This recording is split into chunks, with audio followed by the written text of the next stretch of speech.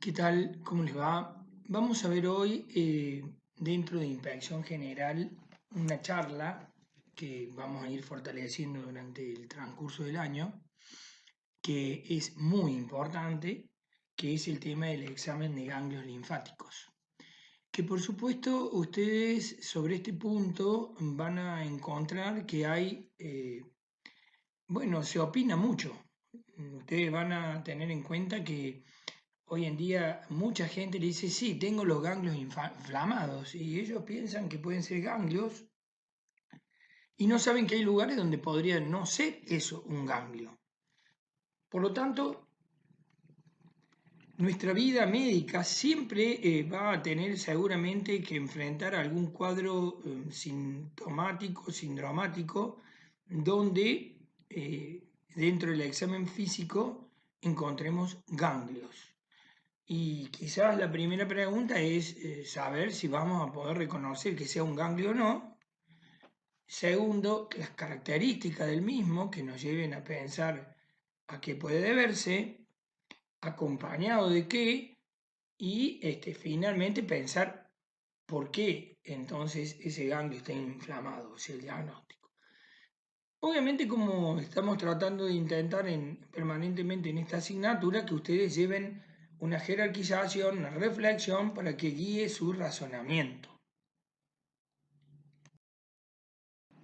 Algunas consideraciones generales. Los ganglios linfáticos y el vaso constituyen una parte importante del sistema inmunitario, fundamentalmente periférico, y aumentan en numerosas enfermedades infecciosas, autoinmunes y neoplásicas. O sea, ya vemos que entonces están implicadas una cantidad grande de enfermedades, por lo cual la jerarquización de tener una característica de ganglio aumentado y de alguna característica nos va a guiar mucho.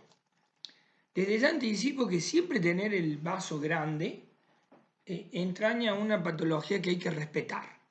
No estoy diciendo que sea siempre maligna, pero sí que hay que respetar y reflexionar muy bien.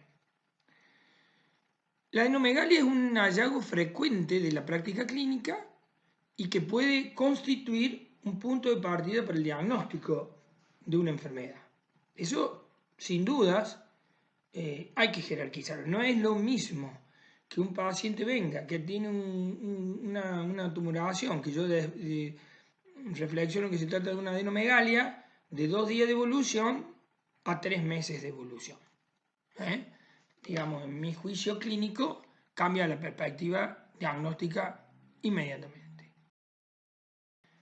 No voy a detener esta charla de semiología en las consideraciones anatómicas y funcionales del ganglio, que tenga duda tiene que ir a repasar un poco. Pero el ganglio es un órgano que está en un sistema linfático que es verdaderamente un filtro que tiene una corteza y una médula, donde pasa la linfa, que básicamente es un líquido que ha ido colando una cantidad de sustancias que entre donde estos ganglios, que son verdaderamente como seccionales de policía, van a detectar una cantidad de sustancias anómalas, toxinas, virus, bacterias, y va a haber toda una respuesta linfática, fundamentalmente, de linfocitos B, que generalmente pueden llegar a madurar e identificar sustancias de acuerdo a la identificación de sustancias, o de linfocitos T, pero finalmente este pasaje desde la corteza, por la médula y volviendo a salir, diríamos, hace que se pone en contacto el sistema inmunitario con las sustancias que están agrediendo el organismo y una respuesta inmunológica que puede ser normal o otras veces anormal. De hecho, los ganglios también pueden tener enfermedades propias que los identifican como tales. Y esta consideración también hay que hacer que hay grupos ganglionares en conexión con todo un sistema linfático, ¿no? Donde está integrado, entre otras cosas, el vaso, por ejemplo, y que lógicamente en toda esa integridad, donde está integrada la médula, el vaso, el timo, en fin, va a haber lo que se llama este sistema inmunológico que tenemos que tenerlo en cuenta, porque hay ganglios que van a ser accesibles a nuestro examen y otros que no. Obvio, entonces, como dije, deberemos tener en cuenta que hay ganglios accesibles, como dije, a nuestro examen, que serán superficiales, las cadenas de los ganglios cervicales, tanto occipitales, mastoideos, parotidios, submaxilares y submentonianos, cadena laterocervical, los ganglios supraclaviculares. Dentro de estos ganglios, los ganglios supraclaviculares tienen una importancia muy grande porque no siempre están accesibles estos ganglios a la palpación y cuando lo llegamos a hacer establecen en sí verdaderamente una jerarquización que se impone pensar en alguna patología complicada. Dado que fundamentalmente los ganglios supraclaviculares del lado derecho generalmente tienen el desagüe pulmonar y en cambio los izquierdos pueden tener también un cierto desagüe pulmonar y de cierta parte del tubo digestivo alto, que cuando está inflamado hace pensar en el ganglio de Virchow, ¿no? Cuando hay alguna patología relacionada con el estómago, y ganglios axilares, epitrocleares, inguinales, hipoplíteos. Y profundos, que no lo vamos a poder aceptar al examen físico, tomar o detectar, y que lógicamente estos sí tendrán que ser indagados a través de una metodología de estudio. Pero todo esto ya nos hace pensar en que podemos tener patologías, por ejemplo, que toman una zona de inflamación ganglionar, supónganse los cervicales, entonces hay que pensar en la patología está localizada por allí, o puede haber enfermedades con poliadenopatías, donde están tomadas de varios lados, entonces hay que ya pensar en enfermedades generales, y que por supuesto, cuando uno toma, por ejemplo, hace una tomografía, puede detectar que hay ganglios retroperitoneales, los cuales habla de una patología mucho más generalizada.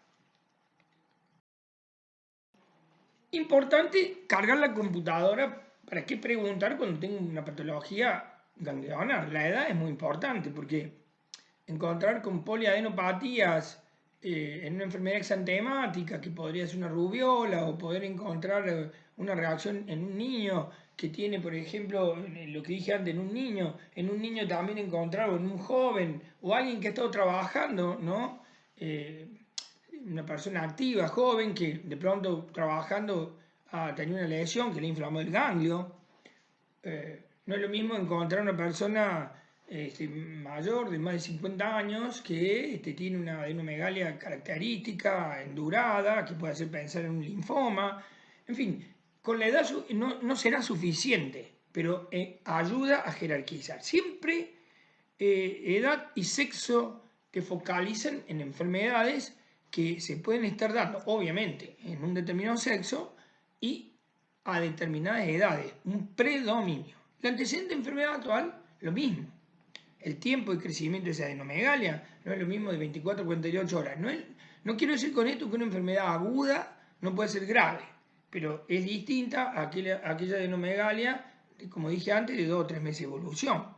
Lo mismo si tiene dolor y no dolor. Generalmente lo doloroso es inflamatorio, lo no doloroso hace sospechar de alguna cuestión tumoral. No siempre, pero eso es lo que hace pensar. Si el cuadro se acompaña de fiebre o no, para pensar en enfermedades infecciosas, también hay algunas patologías tumorales como el linfoma que se pueden acompañar de síndromes febriles. Tuberculosis, por ejemplo, junto con los linfomas te pueden dar las sudoraciones nocturnas, pérdida de peso en el contexto de un paciente comprometido con alguna tumoración, prurito, faringitis, antecedentes personales patológicos, de enfermedades previas, de medicamentos que pueden a veces cursar con adenomegalias, algunos tratamientos antituberculosos, la hidralacina que ya no se usa, algunos medicamentos que generalmente se acompañan de alguna reacción dérmica y muchas veces también en un laboratorio con eosinofilia, ¿no? Contactos con animales, la fiebre del arañazo y gato, la toxoplasmosis, medio ambiente, la tuberculosis, drogas, ¿no? Ciertas drogas cocaína y demás pueden dar adenomegalias, y la promiscuidad porque nos puede hacer pensar, por ejemplo, en una sífilis. ¿Cómo examinar los ganglios superficiales?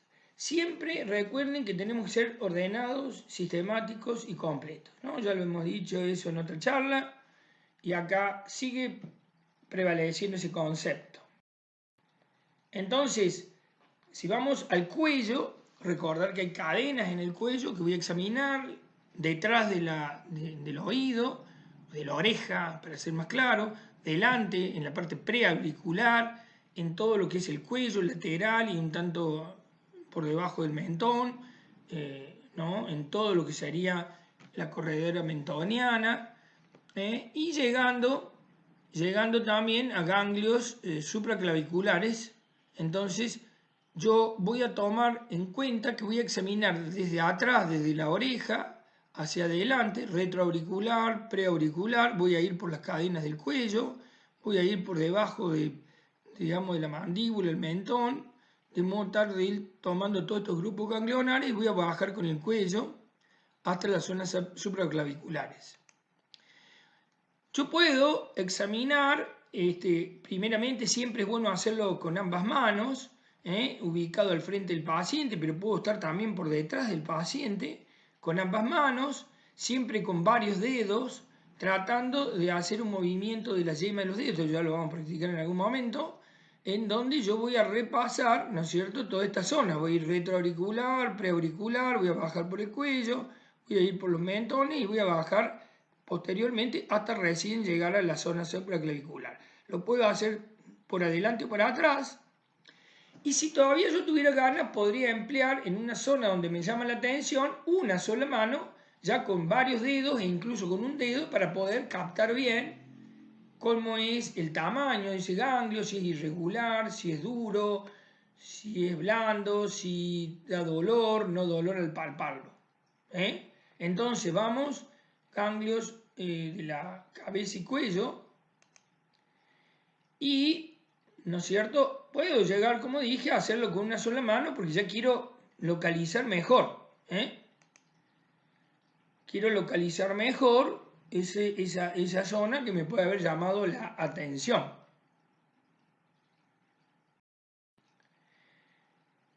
Ganglio supraclavicular lo puedo hacer también de la parte posterior o de la parte anterior con ambas manos, buscando el hueco supraclavicular.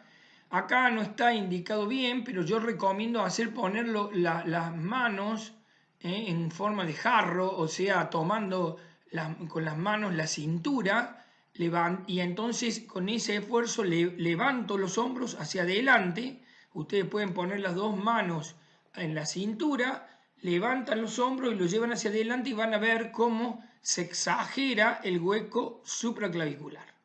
Entonces yo le hago al paciente que se coloque las manos en la cintura, que levante un poquito los hombros y los lleve hacia adelante, y yo voy a poder meter bien mis manos en la zona supraclavicular para poder palpar ganglio supraclavicular. Ya dije que encontrar este tipo de ganglio siempre es una cuestión que nos debe llamar la atención.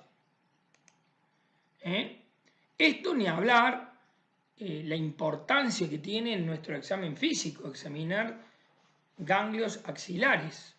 Fíjense, o sea, ni hablar en una mujer, ¿no es cierto? No puedo yo en un examen general dejar de examinar hueco axilar, porque en una mujer, luego también de examinar mamas, bueno, imaginen encontrar aquí en el hueco axilar, alguna cadena ganglionar aumenta de tamaño, que pueden ser de desagüe, por supuesto, de zonas superiores o particularmente de la mama. Entonces, el hueco axilar, si imaginamos que es un cono truncado, yo voy a examinar la pared anterior, la pared posterior, la pared lateral, la pared que está contra la parrilla costal, siempre dando la vuelta con mis manos, con mis dedos, perdón, de modo tal de examinar toda esa zona, moviendo los dedos, y yo puedo primeramente extender el brazo para que esto se habilite a mi mano, colocar mi mano en este hueco axilar y bajarlo al brazo, de modo tal que queda la mano bien penetrada y allí examino todas estas caras que acabo de describir. Siempre, entonces, no tengo que bajarlo tampoco tanto que me impida mover esto, ¿no? Ven acá, levanto el brazo, ahí baja un poquito y me va a quedar la piel más floja para poder examinar bien.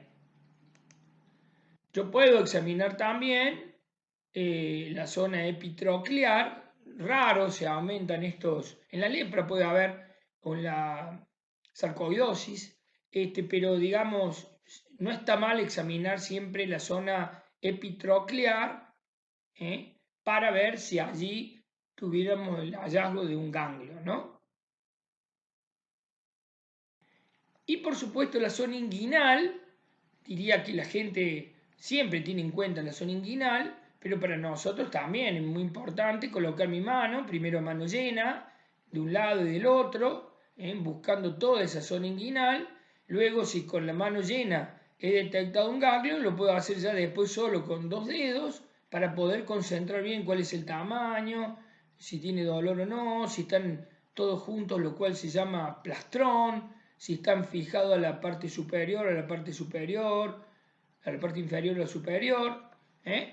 Ahora, la limitación que tiene encontrar ganglios inguinales es que como es un desagüe de toda la pierna, pie y pierna, incluso parte de la zona genital, o sea, es una zona que puede estar muy influenciada por alguna lesión que ha tenido pronta o cercana el paciente y me puede traer a la duda. En cambio ya, como dije, distinto encontrar un supraclavicular. Ahora, bueno, si el tamaño es muy grande, duro, aumentado consistencia, de muchos años, de muchos meses de evolución o semanas, bueno, también tendrá mucha importancia. Siempre examinar siempre en la medida de lo posible sobre la piel directamente o con una ropa muy delgada, muy fina, para que me permita poder penetrar bien mis manos y examinar bien la zona. Siempre, esto no está de mal de decirlo, como es una zona que puede entrañar un poco de vergüenza o pudor, tener siempre ustedes el recaudo del respeto y de que el paciente se sienta cómodo. Siempre. Y también puedo examinar la zona del hueco popliteo, para lo cual flexiono la pierna sobre el muslo y me queda ahí accesible a que mis manos puestas así como en jarro tratan de penetrar sobre la parte posterior donde puedo encontrar adenomegalias popliteas. Esta diapositiva intenta decir que ustedes en la cabeza tienen que tener este ordenamiento. Yo tengo que, al examen físico, pensar en la localización, si es de una zona o de varias zonas, si la forma que tiene el ganglio, el tamaño, la consistencia, si es blando o dura, la sensibilidad, si duele o no, la movilidad, si está fijado a planos superficiales o profundos o entre los mismos ganglios, que se denomina plastrón, y ver si el estado de la piel que recubre el ganglio finalmente tiene alguna normalidad. Puede estar inflamada la piel, lo cual me está dando una idea de inflamación, o incluso puede fistulizar, que es una actinomicosis, una tuberculosis, te puede fistulizar la piel y el ganglio, ¿no?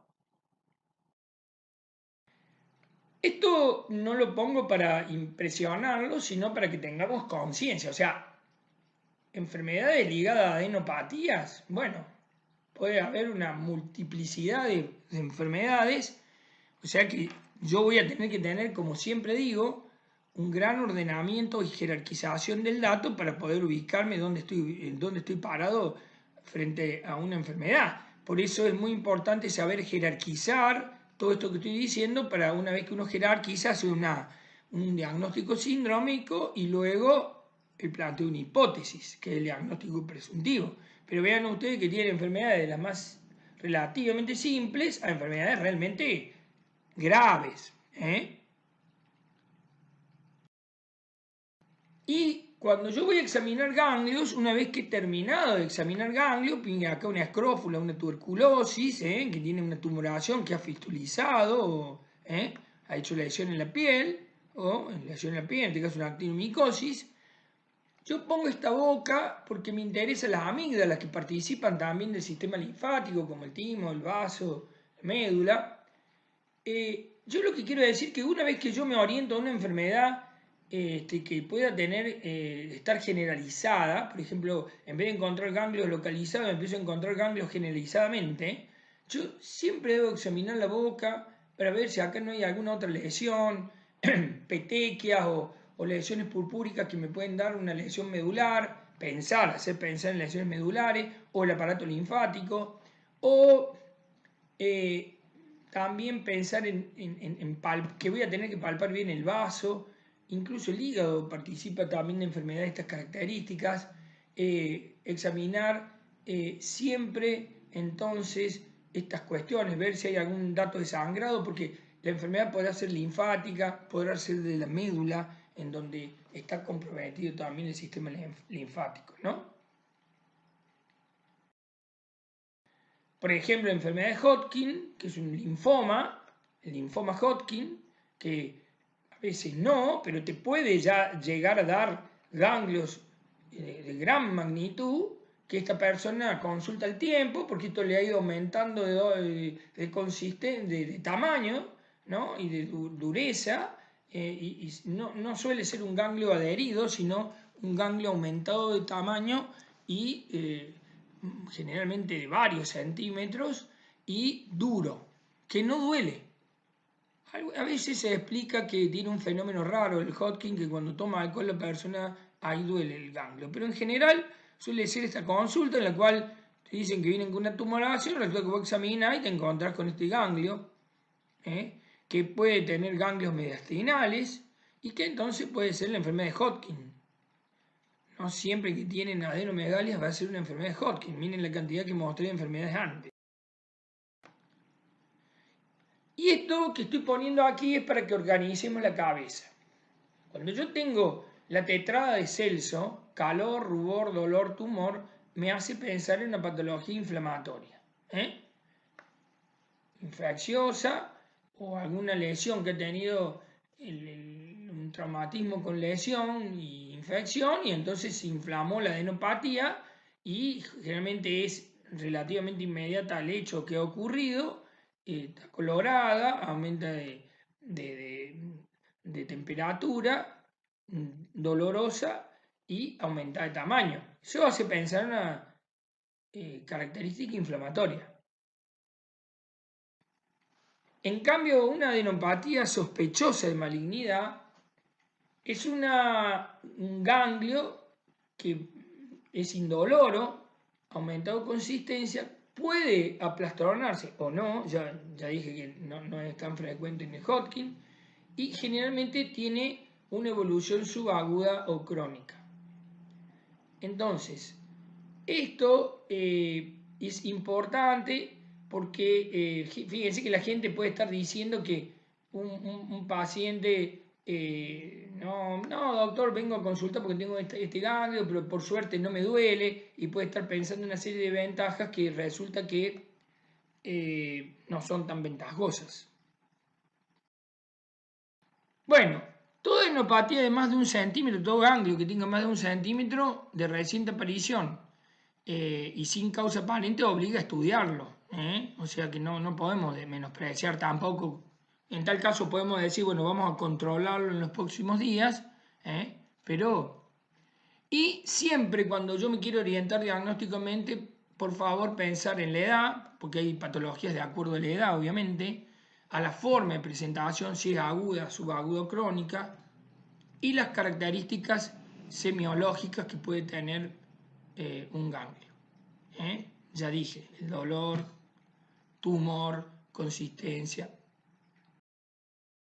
Siempre que voy a tener que examine un ganglio afectado, debo examinar el resto de las regiones ganglionares. Siempre debo examinar el hígado y el vaso porque está dentro de toda una reacción linfática que puede existir. Siempre debo analizar a ver si hay lesiones cutáneas.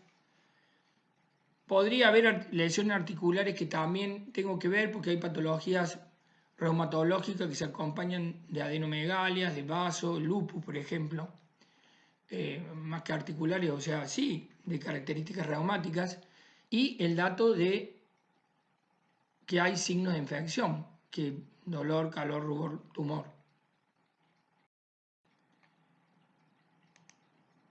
Y bueno, acá entonces, siempre tratando de jerarquizar, recordar entonces que ganglios es una condición médica que ustedes van a seguramente afrontar en algún momento. La mayoría van a ser banales o relacionadas a cuestiones infecciosas prevalentes, otras a traumatismos simples, pero si yo sé jerarquizar bien lo que está ocurriendo, puedo estar también descubriendo enfermedades muy importantes.